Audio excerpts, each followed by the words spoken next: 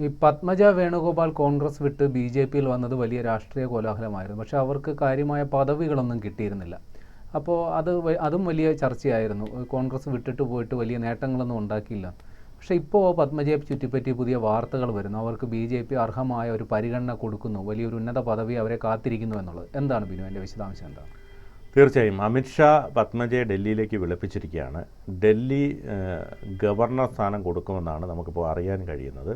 അവിടെ നിന്ന് ലഭിക്കുന്ന സൂചനകളനുസരിച്ച് ഡൽഹി ലഫ്റ്റനൻറ്റ് ഗവർണർ ആക്കാനുള്ളൊരു തീരുമാനത്തിലേക്ക് എത്തുന്നുവെന്നാണ് മനസ്സിലാക്കാൻ കഴിയുന്നത്. അങ്ങനെയാണെങ്കിൽ പത്മജയെ സംബന്ധിച്ചിടത്തോളം അത് സ്വപ്ന പദവി എന്ന് തന്നെ പറയേണ്ടി വരും. കാരണം പത്മജയെ സംബന്ധിച്ചിടത്തോളം പത്മജ കരുണാകരൻ്റെ മകളായിരുന്നു. ഒരുപാട് രാഷ്ട്രീയ പോരാട്ടങ്ങളിലൂടെ വന്നതാണ്. ആദ്യം ഒത്തിരി വിമർശനങ്ങൾക്കൊക്കെ വിധേയമായൊരു സ്ത്രീയായിരുന്നു. പക്ഷേ അവരതിൽ നിന്നെല്ലാം അതിജീവിച്ചുകൊണ്ട് പലതവണയൊക്കെ രാഷ്ട്രീയത്തിൽ ഉയരങ്ങളിലെത്താൻ കഴിഞ്ഞിരുന്നു. പക്ഷേ പിന്നീട് എപ്പോഴോ കരുണാകരൻ്റെ മരണശേഷം അവർക്ക് കോൺഗ്രസ് വേണ്ടത്ര പ്രാതിനിധ്യം കൊടുത്തില്ല. കരുണാകരൻ്റെ രണ്ട് മക്കൾക്കും അതുതന്നെയാണ് സംഭവിച്ചത്. മുരളീധരനെ സംബന്ധിച്ച് നോക്കിയാലും അദ്ദേഹത്തെയും ഒരു രക്തസാക്ഷിയാക്കി മാറ്റിയിരിക്കുകയാണ് ഈ കോൺഗ്രസ് നേതൃത്വം. അദ്ദേഹം സുരക്ഷിത മണ്ഡലം ഉണ്ടായിരുന്നു, അതെല്ലാം നശിപ്പിച്ച് ഇപ്പോൾ അവസാനം തൃശ്ശൂരും തോൽപ്പിച്ച് MLA MP സ്ഥാനവും ഒന്നുമില്ല, ഒരു മണ്ഡലമില്ലാത്ത അവസ്ഥയിലെത്തി നിൽക്കുന്നു. പത്മജയും ഇത്തരത്തിൽ അവഗണന മടുത്തപ്പോഴാണ് BJPയിലേക്ക് പോയത്.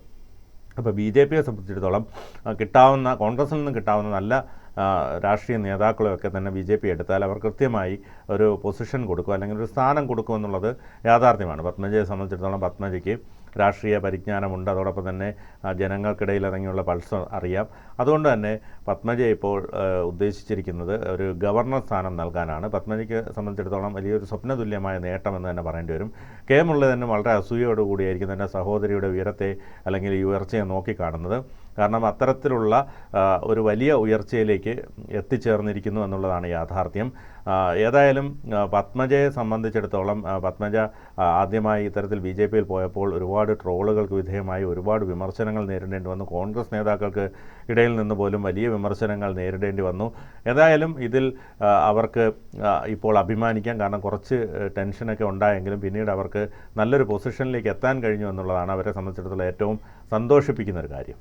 ഇപ്പോൾ നമ്മുടെ കേരളത്തിൽ നിന്ന് മുൻ ഗവർണർമാർ BJPയുടെ പ്രതിനിധികളായിട്ട് പോരും. കുമ്മനം രാജശേഖരൻ ആയിക്കോട്ടെ, PS ശ്രീധരൻപിള്ള ആയിക്കോട്ടെ, അവർക്ക് താരതമ്യേന അത്ര പ്രമുഖമായ ഒരു ഗവർണർ പദവിയല്ല കൊടുത്തത്. പക്ഷേ ഡൽഹി ലഫ്റ്റനൻറ്റ് ഗവർണർ സ്ഥാനത്തേക്ക് പത്മജി, അതായത് കോൺഗ്രസ് വിട്ടു വന്ന ഒരാളെ അത്തരം ഒരു പദവിയിലേക്ക് പരിഗണിക്കുമ്പോൾ BJP കോൺഗ്രസ്സിന്, കേരളത്തിലെ കോൺഗ്രസ്സിന് വ്യക്തമായൊരു സന്ദേശമല്ലേ കൊടുക്കുന്നത്? അതെ അതെ, തീർച്ചയായിട്ടും. അതായത് കേരളത്തിലെ കോൺഗ്രസ്സിന് BJP കൊടുക്കുന്നൊരു ശക്തമായ സന്ദേശം. കാരണം ശശി തരൂരിനെ പോലെ വളരെ പ്രഗത്ഭനായ ഒരുപാട് അറിവുകളുള്ള UN-അടക്കം പ്രവർത്തിച്ചിട്ടുള്ള ശശി തരൂരിനെ ഈ കോൺഗ്രസ് ഈ ഓപ്പറേഷൻ സിന്ദൂറിൻ്റെ ഭാഗമായുള്ള ലോകരാജ്യങ്ങളിൽ വിശദീകരിക്കാനുള്ള ടീമിൽ കോൺഗ്രസ് കൊടുത്ത പേരിൽ ശശി തരൂർ ഇല്ല എന്നുള്ളത് എത്രമാത്രം കോൺഗ്രസിൻ്റെ ഒരു അപജയത്തെയാണ് കാണിക്കുന്നത്. കാരണം പലപ്പോഴും കഴിവുള്ളവരെ അവഗണിക്കുക, കഴിവുള്ളവരെ മോശക്കാരാക്കി മാറ്റുക എന്നുള്ള കോൺഗ്രസിൻ്റെ ഒരു നയം തന്നെയാണ് ഇവിടെയും ആവിഷ്കരിക്കപ്പെട്ടിരിക്കുന്നത്. അതുകൊണ്ട് തന്നെ ശശി തരൂർ ലോകരാജ്യങ്ങളിലെല്ലാം പോയി വളരെയധികം തിളങ്ങി അദ്ദേഹം തിരിച്ചു വന്നപ്പോൾ സ്വാഭാവികമായും അഭിമാനത്തോടു കൂടി സ്വീകരിക്കേണ്ട കോൺഗ്രസ് ചെയ്തത് എന്താ? അദ്ദേഹത്തിനെതിരെ വിമർശനങ്ങൾ അഴിച്ചുവിടുക, അദ്ദേഹം നിലമ്പൂരിൽ കാലുകുത്തരുതെന്ന് പറയുക. ആ രീതിയിൽ ശശി തരൂരിനെ അനഭിമതനാക്കി മാറ്റുന്ന ഈ ഒരു കോൺഗ്രസ് നിലപാടുകൾക്കുള്ളൊരു ശക്തമായ തിരിച്ചടി എന്ന് തന്നെ പറയേണ്ടി വരും. ഇനി ശശി തരൂരായിരിക്കാം ഒരുപക്ഷെ ഒരു ഉയർന്ന സ്ഥാനവുമായി BJPയിൽ എത്തുന്നത്. ഒരു ഉയർന്ന സ്ഥാനം തന്നെ അദ്ദേഹത്തെ കാത്തിരിപ്പുണ്ട്.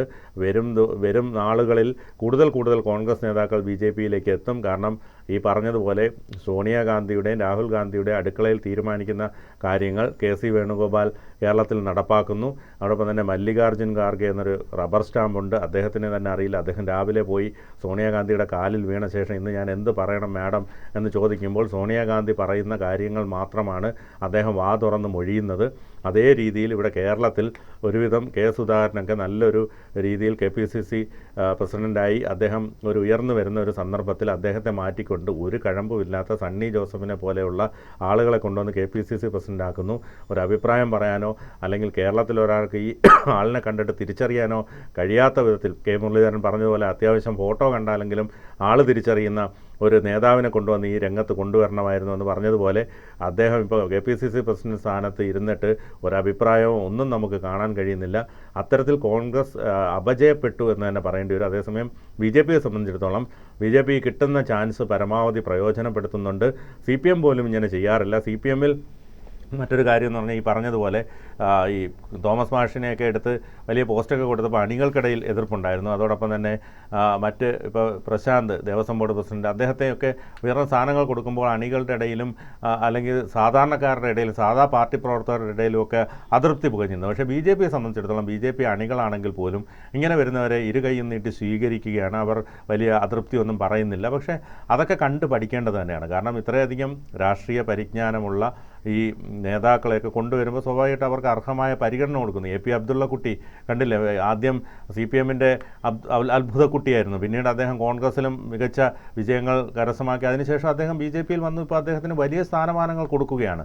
അപ്പോൾ ഒരു വർഗീയ പാർട്ടി എന്ന് പറയാൻ മാത്രമേ കഴിയൂ. പക്ഷേ BJP ചെയ്യുന്നത് പലപ്പോഴും ഈ ദളിതായിട്ടുള്ള ആളുകളെ ഇപ്പോൾ രാഷ്ട്രപതിയാക്കി വെച്ചിരിക്കുന്നു. അപ്പോൾ അത്തരത്തിൽ കഴിവിൻ്റെ അടിസ്ഥാനത്തിൽ സ്ഥാനമാനങ്ങൾ കൊടുക്കുന്ന രീതിയിലേക്കാണ് BJP പോകുന്നത്. അത് മറ്റ് രാഷ്ട്രീയ പാർട്ടികൾ മാതൃകയാക്കേണ്ടതാണ്. അറ്റ്ലീസ്റ്റ് ഈ കോൺഗ്രസ് ശശി തരൂരിനെങ്കിലും എന്തെങ്കിലും ഒരു സ്ഥാനം നൽകി ആദരിക്കണമായിരുന്നു. ഇത് ഒരുമാതിരി ഒരു അസൂയ പോലെ അല്ലെ കുശുമ്പ് പോലെയുള്ള പ്രവർത്തനങ്ങളാണ് BJP AICC അല്ലെ കോൺഗ്രസിൻ്റെ ഭാഗത്തു നിന്നും ഉണ്ടാകുന്നത്. ഇപ്പോൾ നമ്മുടെ ഈ തൃശ്ശൂർ സുരേഷ് ഗോപിയുടെ വിജയം, നേരത്തെ അവിടെ സുരേഷ് ഗോപിക്ക് എതിർ സ്ഥാനാർത്ഥിയായി കോൺഗ്രസ് ടിക്കറ്റിൽ പത്മജ വരുമെന്നാണ് നമ്മൾ കരുതിയിരുന്നത്. പക്ഷേ പെട്ടെന്ന് പത്മജ BJP-യിലേക്ക് പോകുന്നു. അത് അവിടെ കാര്യങ്ങൾ കുറച്ചുകൂടി BJP-ക്ക് അനുകൂലമാക്കി എന്നല്ലേ മനസ്സിലാക്കുന്നത്? അതെ അതെ അതെ അതെ അതായത് ഈ പറഞ്ഞതുപോലെ തൃശ്ശൂരിൽ സുരേഷ് ഗോപി വരുമ്പോൾ നമ്മൾ ആരും വലിയൊരു പ്രതീക്ഷ തൃശ്ശൂർ വെച്ചില്ല. തിരുവനന്തപുരമാണ് BJP-ക്ക് കിട്ടാൻ സാധ്യതയുള്ള സീറ്റ് എന്ന രീതിയിലാണ് മാധ്യമങ്ങളടക്കം പറഞ്ഞത്. സുരേഷ് ഗോപിയെ സംബന്ധിച്ചിടത്തോളം ക്രിസ്ത്യൻ വോട്ടുകൾ കൂടുതലായിട്ടുള്ള തൃശ്ശൂർ മണ്ഡലത്തിൽ സുരേഷ് ഗോപിക്ക് ജയിക്കുമോ എന്നുള്ള കാര്യത്തിലൊക്കെ അത്ര ആകാംക്ഷയായിരുന്നു. പക്ഷേ ജയിച്ചാൽ പോലും ചെറിയൊരു മാർജിനിൽ ജയിക്കുമെന്നായിരുന്നു പ്രതീക്ഷിച്ചിരുന്നത്. പക്ഷേ 75,000-ൽ പരം വോട്ടുകൾക്ക് വിജയിക്കുക എന്ന് പറയുമ്പോൾ ക്രിസ്ത്യൻ വോട്ടർമാർ ഉൾപ്പെടെ സുരേഷ് ഗോപിയെ കൈവിട്ടില്ല എന്നുള്ളതാണ് അതിൻ്റെ യാഥാർത്ഥ്യം. അതുകൊണ്ട് തന്നെ നല്ല രീതിയിൽ പ്രവർത്തിക്കുന്ന നേതാക്കളാണെങ്കിൽ BJP ആണെങ്കിലും വോട്ട് ചെയ്യുമെന്നുള്ളതിൻ്റെ ഏറ്റവും വലിയ തെളിവാണ് സുരേഷ് ഗോപി. സുരേഷ് ഗോപിയെ സംബന്ധിച്ചിടത്തോളം അദ്ദേഹം സിനിമാ നടൻ എന്നതിലുപരി അദ്ദേഹം പിന്നീട് ടെലിവിഷൻ അവതാരകനായപ്പോഴും എപ്പോഴും പാവങ്ങളോട് കാരുണ്യം കാണിക്കുന്നൊരു മനുഷ്യനാണ്. അദ്ദേഹം ഈ കോടീശ്വരൻ പോലുള്ള പരിപാടിയൊക്കെ അവതരിപ്പിക്കുമ്പോൾ തീരെ സാമ്പത്തിക സ്ഥിതി ഇല്ലാത്തവരുടെ ദുഃഖങ്ങൾ കാണുമ്പോൾ അദ്ദേഹത്തിൻ്റെ പൈസയിൽ നിന്നെടുത്ത് പാവപ്പെട്ടവരെ സഹായിക്കുന്നൊരു മനസ്സുള്ള മനുഷ്യനായിരുന്നു അദ്ദേഹം. അത് അദ്ദേഹത്തിൽ ഒരു രാഷ്ട്രീയക്കാരനാക്കി മാറ്റിയപ്പോൾ അത് കൂടി.